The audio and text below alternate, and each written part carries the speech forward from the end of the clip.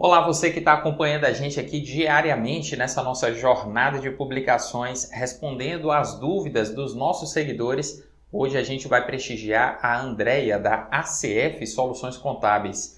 E a Andréia faz uma pergunta que interessa não só para ela, como para outros profissionais da área contábil, mas muito também para os profissionais da área jurídica, que é uma boa parte do nosso público, daqueles que acompanham a gente no Foco Tributário.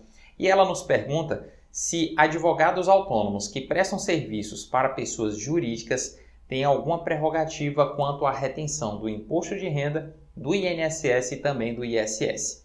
Eu quero começar fazendo um registro rápido em relação ao tratamento que a gente tem nessas três legislações, destacando aquilo que há de mais importante. De uma forma geral, André, a gente pode dizer que todos esses tributos podem incidir na fonte no pagamento que uma PJ faz a um advogado pessoa física. Agora, o que a gente tem que levar em conta? Em relação ao imposto de renda, trata-se de um rendimento do trabalho não assalariado. Ele só está sujeito à retenção à medida que exceder o limite de isenção da tabela progressiva, que atualmente está em R$ 1.903,98. A gente tem que destacar também que se a pessoa jurídica paga para o mesmo advogado autônomo mais de uma vez dentro do mês, esses rendimentos têm que ser somados. O cálculo do IR tem que ser feito sobre o valor acumulado, descontando eventualmente aquilo que foi retido na etapa anterior. No exemplo hipotético, suponhamos que dia 1º a empresa tenha pago ao advogado R$ 1.500. Não vai haver retenção do IR em função de estar abaixo do limite. Mas se lá pelo dia 25 a empresa paga para o mesmo advogado pessoa física mais R$ 1.500, ela deve, antes de creditar na conta dele o valor líquido de R$ 1.500, considerar que a soma dos dois rendimentos totaliza R$ 3.000, calcular o imposto de renda pertinente aos R$ 3.000 e pagar o valor líquido, que vai ser equivalente a R$ 1.500 menos o imposto de renda calculado sobre as duas parcelas. E aqui eu estou dando um exemplo muito simplório, sem considerar a outra incidência que provavelmente vai ocorrer nesse caso. É a incidência do INSS, que deve ser feita via de regra com a alíquota de 11%, mas considerando algumas questões bem peculiares, como, por exemplo, as entidades isentas não retêm 11%, retêm 20%.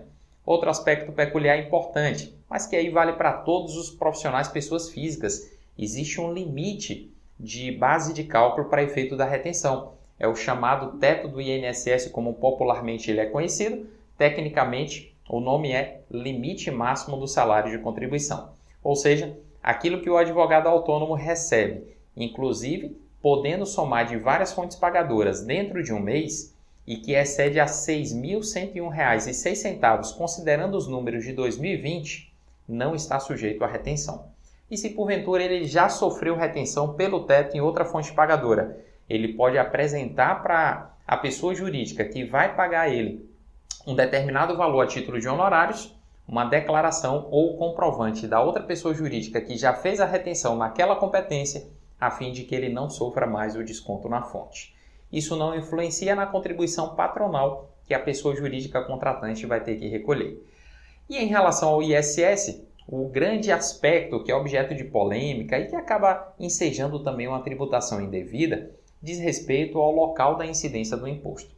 Se de repente um advogado autônomo ele está estabelecido em São Paulo, capital, e ele presta serviços para uma empresa que está estabelecida em uma cidade ali vizinha, como por exemplo em São Caetano, o ISS, de acordo com a Lei Complementar 116, no seu artigo 3º, é devido no local do estabelecimento do prestador, que é em São Paulo, ou na falta do estabelecimento, se por exemplo esse advogado trabalha em regime de home office, é no local do domicílio dele. Portanto, o imposto não é devido para o município da empresa tomadora do serviço.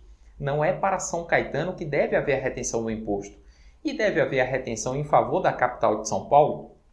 Também não. E não especificamente, neste caso, pelo fato de que São Paulo isenta os profissionais autônomos do recolhimento do ISS, bastando para isso que eles sejam cadastrados junto ao órgão fazendário.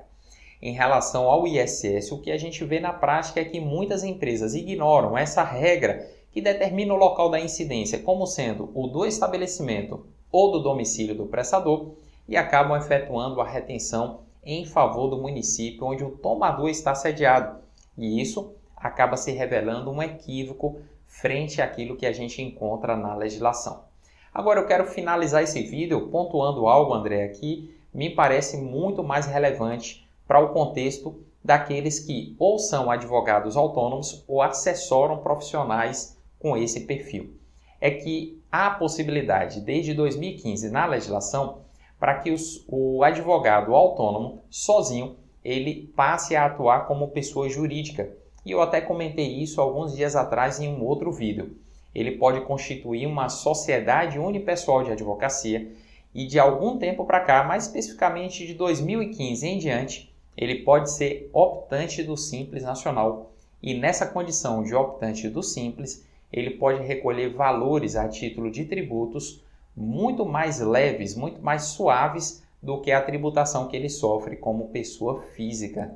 E é essa orientação que a gente tem dado para os colegas advogados que atuam como profissionais autônomos para que eles, com o máximo de brevidade possível, constituam uma pessoa jurídica a fim de tributar os seus rendimentos de acordo com o anexo 4º da Lei Complementar 123. Para você ter uma ideia, um advogado que tem um faturamento mensal regular de R$15 mil e ele vai faturar no ano, suponhamos, R$180 mil, ele está sujeito a uma tributação no Simples Nacional equivalente a 4,5% do seu faturamento. É muito mais compensador do que submeter esse rendimento à incidência do Imposto de Renda, do ISS e também do INSS. Espero ter concluído aqui com informações preciosas que vão até além daquilo que você questionou, André, e que podem auxiliar também muitas pessoas que acompanham o nosso trabalho. Lembre-se que o Foco Tributário está também com um canal no Telegram e ali a gente tem compartilhado alguns conteúdos exclusivos produzidos para aqueles que nos acompanham por ali, além de compartilhar também os links desses e de muitos outros conteúdos que a gente produz para a nossa audiência. Não deixe de acompanhar a gente amanhã no próximo vídeo, em que a gente vai responder uma outra dúvida de um seguidor nosso. Um forte abraço para você e a gente se vê lá.